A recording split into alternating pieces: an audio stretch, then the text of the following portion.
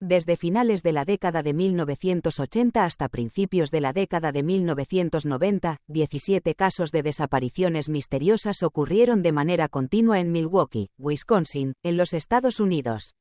Notablemente, todas las personas desaparecidas eran hombres homosexuales y habían sido torturados y asesinados de manera brutal por un criminal conocido como el asesino más enfermizo de América. Más escalofriante, el asesino no solo mantenía los cadáveres de sus víctimas como trofeos, sino que también los utilizaba como alimento. ¿Quién es este individuo y qué lo llevó a cometer actos tan escalofriantes? Acompáñenos para retroceder en el tiempo y descubrir el origen de estos sucesos. Jeffrey Dahmer nació en Milwaukee, Wisconsin, el 21 de mayo de 1960, en el seno de la amorosa familia de Lionel Dahmer y Joyce Dahmer. La vida en sus primeros años fue tranquila y feliz hasta que nació su hermano menor, que era 6 años más joven. La llegada de su hermano, junto con algunas pequeñas cirugías que Dahmer tuvo que afrontar, lo hizo volverse inseguro y mezquino en su carácter.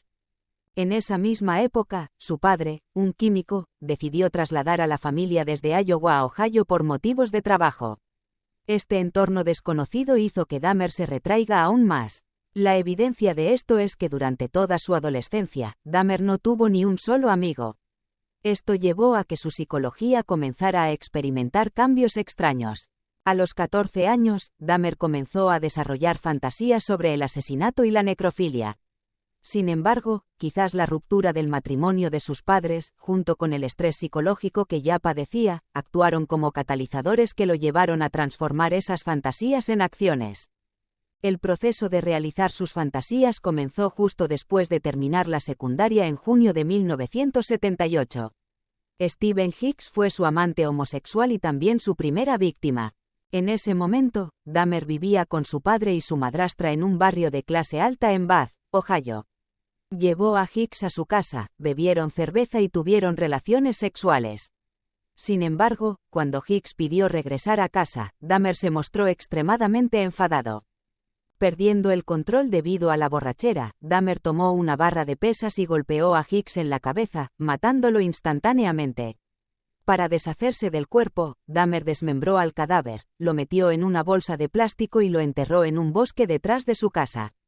En el tiempo siguiente, Jeffrey Dahmer se sumergió en el alcohol y descuidó sus estudios en la Universidad Estatal de Ohio.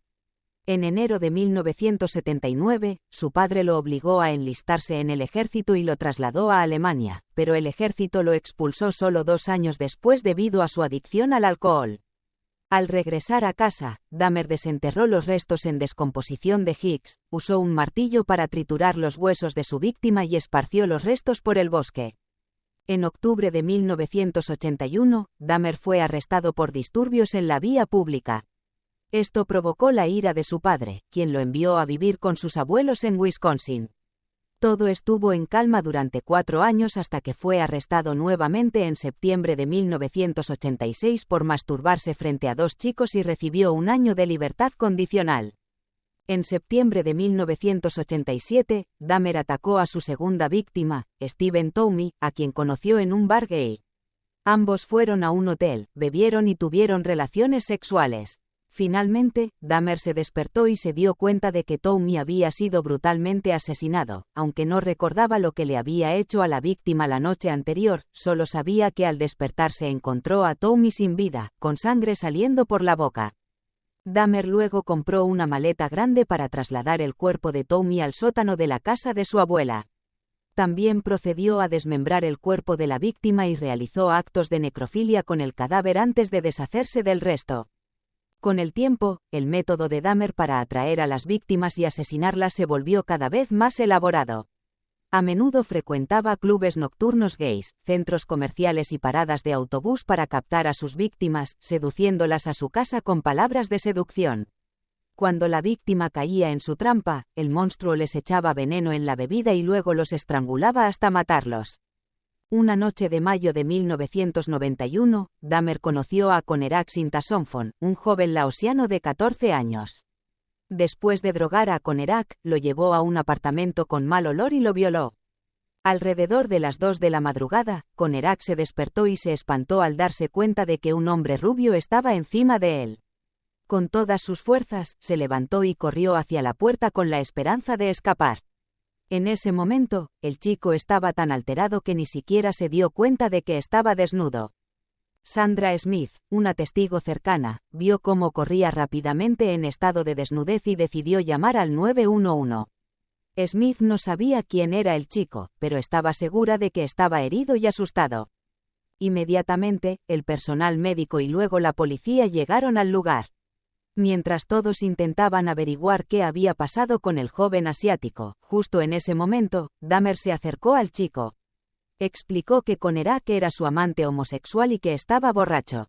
En un estado de pánico y bajo los efectos de la anestesia, Conerak no pudo convencer a la policía de que estaba siendo víctima de un delito.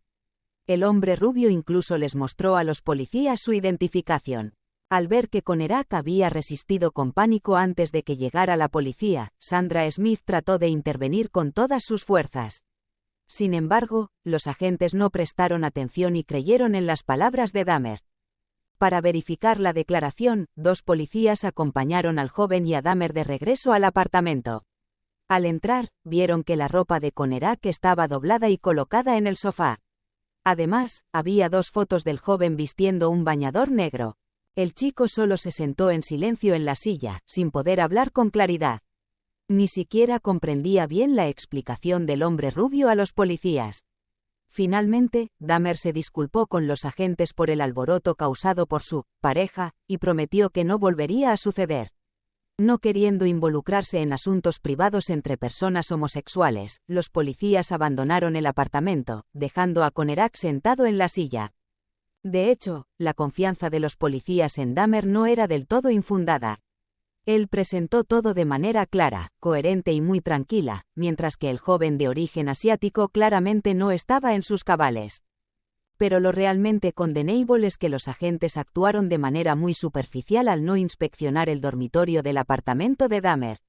En la cama, el cuerpo de Tony Hughes, una víctima anterior del asesino, ya comenzaba a descomponerse. Este error acabó apagando la última esperanza de vida de Conerak, de 14 años, ya que Dahmer lo estranguló hasta la muerte inmediatamente después de que la policía se marchara. Sin embargo, la historia no termina ahí. Unos días después, la madre de Sandra Smith, Glenda Cleveland, llamó a la policía para informar que había leído sobre un niño laosiano llamado Conerak Sintasomphone que estaba desaparecido. Este niño tenía características muy similares al joven que había escapado del apartamento de Dahmer anteriormente. ¿Podría este detalle ser la clave para revelar la verdadera identidad del asesino en serie? La noche del 22 de julio de 1991, 2 policías de Milwaukee patrulaban cerca de la Universidad de Marquette cuando vieron a un hombre con las manos esposadas corriendo desesperadamente por la calle. Pensando que era un criminal escapando, se acercaron para interrogarlo y descubrieron que su nombre era Tracy Edwards. Él declaró que acababa de ser atacado por un hombre rubio y condujo a los policías al apartamento 213 del complejo de apartamentos Oxford, en el 924 de la calle North 25, donde vivía el agresor. Al recibir esta información, los agentes se dirigieron de inmediato a la casa de Jeffrey Dahmer y quedaron horrorizados al descubrir una cabeza en el refrigerador, otras 3 en el congelador, y una serie de objetos espantosos como cráneos y frascos con penes. El criminal fue sometido y arrestado inmediatamente. Este caso de Dahmer, tras ser revelado en ese momento, se convirtió en el centro de atención mundial. Todos intentaban entender qué había sucedido en el apartamento 213, y surgieron muchas teorías al respecto. Sin embargo, aparte de Dahmer, solo el detective Patrick Kennedy conocía todos los detalles, ya que fue el único al que Dahmer le contó los oscuros 13 años de su vida. En una confesión al detective Kennedy, Dahmer afirmó que no solo desmembraba y tenía relaciones sexuales con los cadáveres de sus víctimas, sino que también se los comía. Él creía que al consumir la carne de alguien, esa persona reviviría en él. ¿Cómo llegó Jeffrey Dahmer a ser tan monstruoso? ¿Cómo se convirtió en un asesino peligroso, un caníbal y una persona con trastornos mentales tan graves? Para responder a estas preguntas, se plantearon muchas teorías, como su infancia problemática, la falta de una buena educación por parte de sus padres, o los efectos del alcoholismo y las drogas. El señor Lionel Dahmer, padre del asesino, admitió con franqueza las influencias negativas que tuvo en la vida de su hijo. La madre de Dahmer tenía una salud frágil y a menudo estaba enferma. Mientras tanto, Lionel pasaba la mayor parte del tiempo en el trabajo para evitar los problemas familiares. Eran una familia distante, con constantes discusiones, y se divorciaron cuando Dahmer tenía solo 8 años. Sin embargo, eso no fue la causa principal de la deshumanización incontrolable de Dahmer. Según Lionel, la razón principal del cambio de naturaleza de su hijo fue la mudanza a Ohio. Dahmer se sentía perdido entre sus compañeros y se volvía cada vez más introvertido. Entre los 10 y 15 años, Jeffrey Dahmer comenzó a mostrar un comportamiento excéntrico. Mi hijo solía hurgar en las bolsas de basura alrededor de la casa para recolectar cadáveres o partes de animales muertos y crear su propio cementerio. Les quitaba la piel. Incluso una vez empaló la cabeza de un perro en una estaca, relató Lionel. Lionel comentó que en la mente de su hijo solo había imágenes de muerte y desmembramiento, junto con síntomas de un trastorno mental juvenil. La situación empeoró cuando Dahmer comenzó a exhibir comportamientos perturbadores como desnudarse en público o acosar a niños pequeños. Cada vez que sucedía algo así, el señor Lionel contrataba a un abogado para ayudar a su hijo y esperaba que él cambiara. Sin embargo, esos deseos, que parecían simples, nunca pudieron hacerse realidad. El profesor James Fox, jefe del Departamento de Psicología Criminal de la Universidad Northeastern en Boston, opinó: no había nada que pudiera prever esta tragedia. Es imposible explicar comportamientos tan extraños. La personalidad de Jeffrey Dahmer se destruyó cuando su madre lo abandonó. Sin embargo, no es justo culpar a los padres de Dahmer por esto. El criminal es él, no la policía ni sus padres. El 15 de febrero de 1992, Jeffrey Dahmer fue condenado a 15 cadenas perpetuas por diversos delitos, lo que equivalía a 957 años en el Columbia Correctional Institute en Portage, Wisconsin. Aunque mostró una buena conducta en prisión, Dahmer no fue aceptado como parte de la comunidad de criminales allí. Con frecuencia, otros presos lo intimidaban y lo golpeaban. El 13 de julio de 1994, Dahmer fue atacado por un criminal cubano durante una ceremonia de oración. Después de este incidente, Dahmer convenció a las autoridades de la prisión para que le permitieran interactuar más con sus compañeros de celda. Sin embargo, por razones desconocidas, entre todos los prisioneros, eligió hacerse amigo de Christopher Scarver, un criminal afroamericano con esquizofrenia, quien creía tener el derecho divino de matar porque se consideraba hijo de Dios. Y lo inevitable sucedió. A las 9:11 de la mañana del 28 de noviembre de 1994, Dahmer fue asesinado de una manera brutal cuando Scarver le aplastó la cabeza hasta dejarla irreconocible, poniendo fin a su vida criminal. Es notable que Dahmer ni siquiera intentó resistirse ni hizo ningún ruido durante el ataque. Quizás él ya había anticipado este desenlace y aceptó su destino.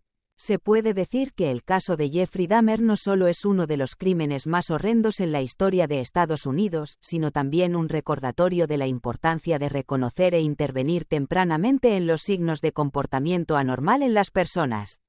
La lección que se extrae de este caso es la necesidad de construir una sociedad consciente, en la que se apoyen mutuamente y se dé importancia a la salud mental, para así poder prevenir tragedias similares en el futuro. ¿Cuál es tu opinión sobre este caso? Déjanos tu comentario abajo. Gracias y nos vemos en los próximos casos.